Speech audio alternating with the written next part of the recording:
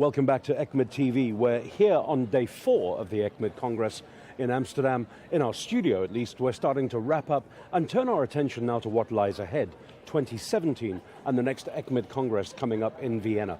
Before we get there, though, let's just meet one more time and get a bit of an insight into the program itself. Our program director from this year's conference, Winfried Kern, who, I have to say so, you have done the most magnificent job with you and your team of people behind you. It's been an amazing Congress, hasn't it?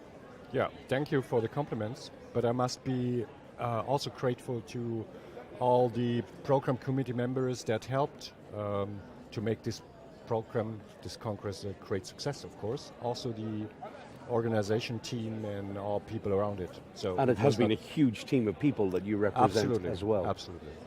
Which I'm sure they all appreciate being recognized for. In many respects, to me, as a delegate here, you're almost seeing the swan gliding down the river, looking magnificent. What most people fail to appreciate is how those little legs are going beneath the surface. And that's what you're driving, sir, really, keeping those legs spinning, revolving. Putting a Congress together of this nature is no easy feat. I mean, it's a year in the planning and preparation, isn't it? Yeah. We usually start a few days after Congress to plan for the next one. So the invitations for submission of new proposals for Vienna are already out. Wow. Deadline for submission is mid-May. Okay. The first discussion of the proposals coming in is early June. Amazing. So it keeps going on, and we will have a wonderful program committee for next year's ECCMID. So it's already put together. Many people, international committee. So I'm very excited to meet these people and discuss the program for next year. Now, April 25 to 27 is the time frame for ECCMID's 27th gathering in Vienna. How do you make it bigger and better? I mean, we've had record-breaking numbers here in Amsterdam. Record number papers, abstracts, delegates, countries. How do you make it bigger and better for next year, sir?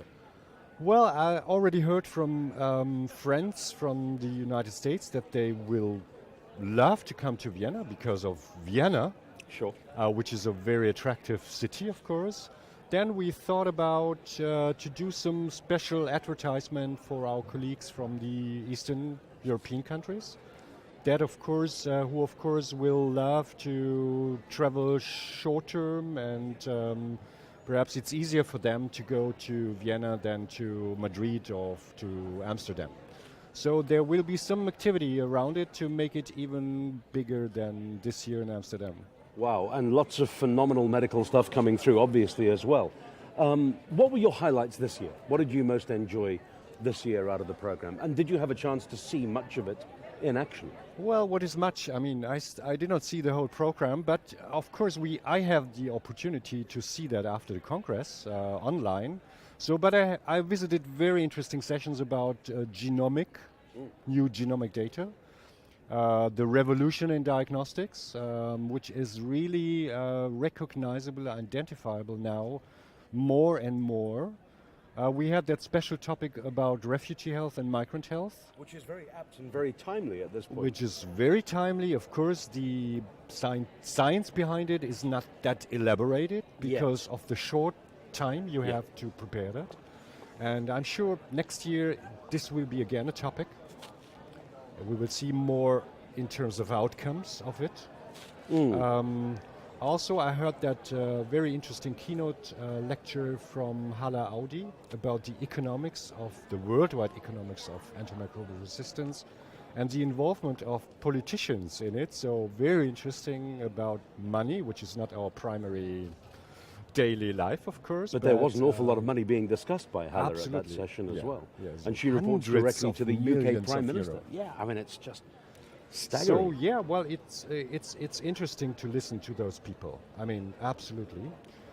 What else? Well, the common topic, as usual, is antimicrobial resistance in daily life. Of course, epidemiology of it.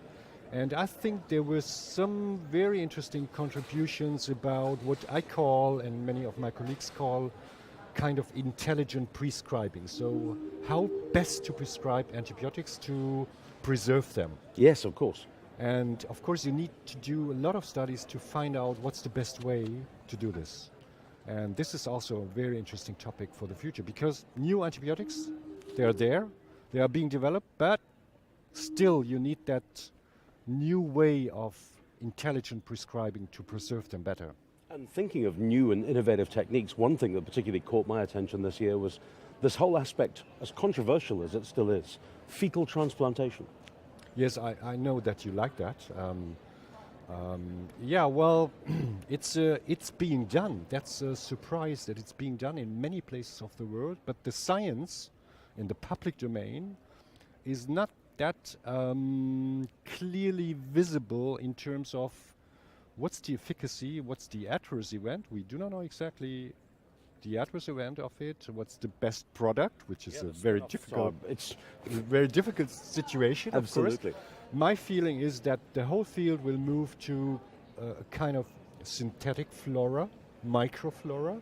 So picking out the protective bugs out of that, mixture. Yes. And then try to do a very well quality controlled product in terms of synthetic flora, and then doing large-scale studies. Yes, and it will all come. It's all going to emerge. Perhaps next year in Vienna, we will hear about that. Maybe more, certainly is.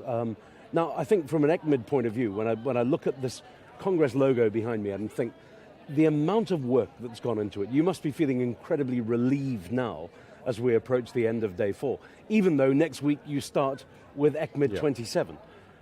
How's your feeling of satisfaction overall personally right now, Winfried? I must say I was really overwhelmed when I heard the first numbers coming in that we met our target and exceeded our target significantly. Yes. Our target was more than 10,000 from Yes. more than 100 countries. And we have over 11,000 people And now here. we had almost 11,500 people attending this Congress. 123 and countries. it's overwhelming if you see the atmosphere. The young people, interested in listening and watching sessions and discussing in the floors, in the halls, and so it's a kind of overwhelming. I had Andreas sitting here, one of our young reporters. Yes. I think you may know him, Yeah. who also brought with him 2 delegates from Mongolia. And I asked him how the Mongolians were feeling attending their first ECCMID, and he said their eyes were like this. They were really? just, blown away by everything that was going on. But I think 3 delegates from Mongolia. There were 3 in total. He brought 2 of them, that's correct.